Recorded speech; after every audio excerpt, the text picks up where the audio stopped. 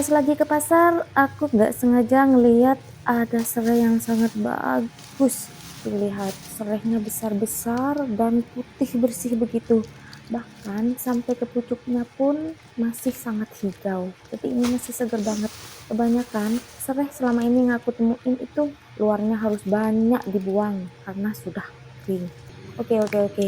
Mari kita eksekusi. Nah, karena serehnya sudah bersih, kita potong-potong aja langsung dari setiap bagian-bagian itu. Ada yang mau aku jadikan jamu rimpang buat masakan dan yang lain-lainnya. Nah, itu sudah aku potong-potong. Nanti tinggal kita bagi-bagikan sesuai dengan bagian-bagian serehnya. Nah, bagian yang besar-besar putih ini nanti akan aku jadikan jamu rimpang. Tinggal masukin ke freezer. Aku kasih nama biar gampang nyarinya. Tak kerasa videonya sudah hampir selesai. Terima kasih. Bye.